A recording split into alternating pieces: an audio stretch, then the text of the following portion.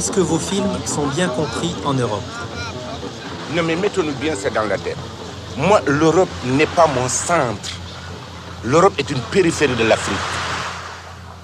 Vous voyez, ils sont restés plus de 100 ans chez moi, ils n'ont pas parlé ma langue, je parle leur langue. L'avenir, pour moi, l'avenir ne dépend pas d'être compris par l'Europe. Je souhaiterais qu'ils me comprennent, mais ça ne me fait absolument rien. Si vous prenez la carte de l'Afrique, géographiquement, vous pouvez mettre l'Europe et l'Amérique, il nous resterait encore de la place.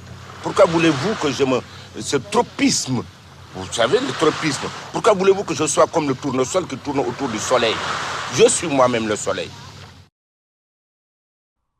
Sometimes, to understand this world, one must turn away from it.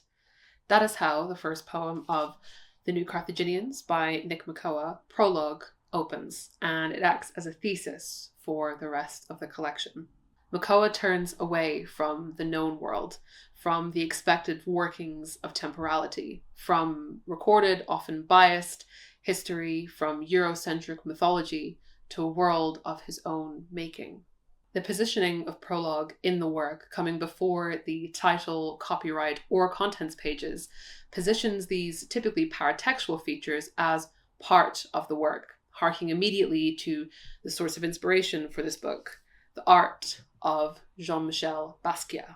The New Carthaginians, shortlisted for the T.S. Eliot Prize, and one of its poems, Codex, was also shortlisted for the Forward Prize for Best Single Written Poem, has three central protagonists: the poet, Nick Makoha, a black Icarus, and the resurrected Jean-Michel Basquiat. It is split into 6 parts: the Deep Space Quartet, 4 individual sections, and Codex and Eroica.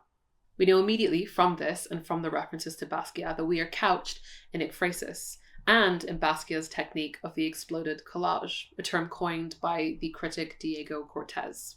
As Makoha writes in a note at the end of the collection, the exploded collage allows for multiple codices of information and insight to be displayed all at once, free of social hierarchies. You can see this method at work in paintings like Pegasus, Eroica 1 and Eroica 2, and equals pi, all of which become part of the codex that Makoha is constructing.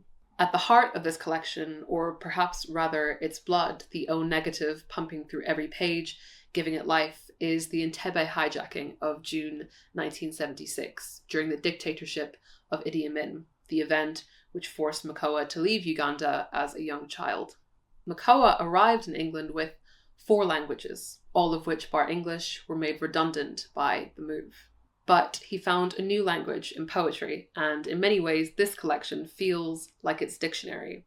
Moment is a word which crops up repeatedly in these poems. The air becomes something else the moment we lean into it.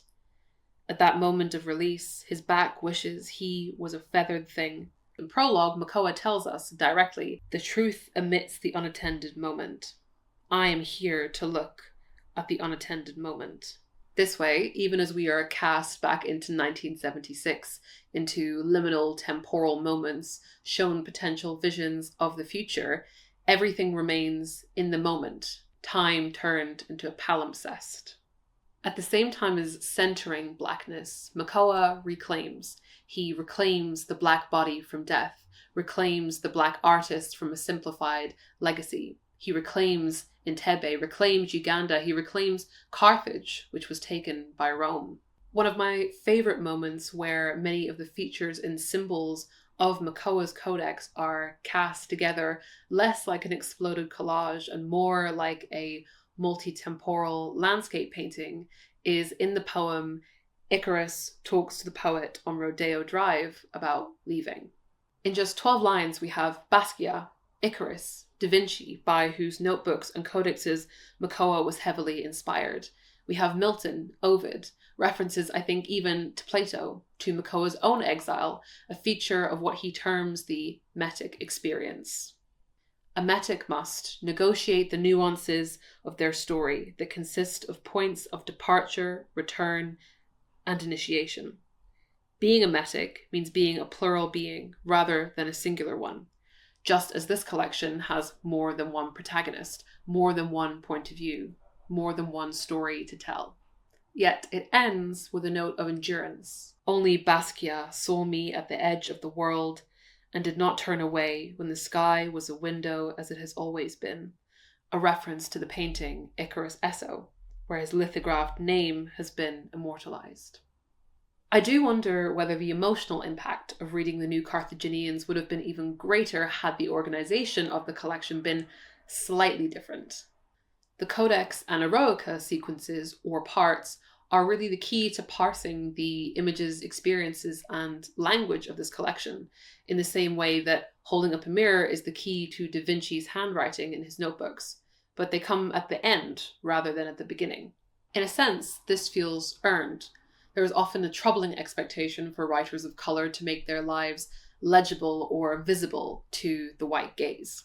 But I think that the reading experience is also richer and more personal, bringing the poet closer for having read these sections. Perhaps that is the point, to finish with a sense of intimacy, a sense of knowing. And what really can we say about order when this collection is such a clever pastiche of an homage to Basquiat's exploded collages, where the outward appearance of a lack of rhyme or reason is part illusion and part secret that maybe only those of metic experience will ever truly understand. The final lines of the concluding poem, artfully titled "Samo, another day, another dime, hypercool, another way to kill some time," are some of the most affecting in the whole collection. Picture this. One thing will become two for anything called the way. In the moon's absence, these equations of inverse proportion are matters taped to the wall of my mind, the most precious things I own. The night grips tight to the evening. How will I let it go? I am of the belief that letting go is something of a Western obsession. Passing through grief, letting go of loss, getting over adversity. Instead, I think what we need is to remember. In his essay, The Codex of Basquiat equals Pi, Makoha rightly notes that despite Basquiat's acclaim, America still has no public monument to him or institution in his name. None of his Samo graffiti has been preserved. Black cultures suffer from what Orlando Patterson called an absence of ruins. This book feels like a monument to Basquiat, to blackness, to liminality. Why be a sunflower and turn toward the sun? I myself am the sun.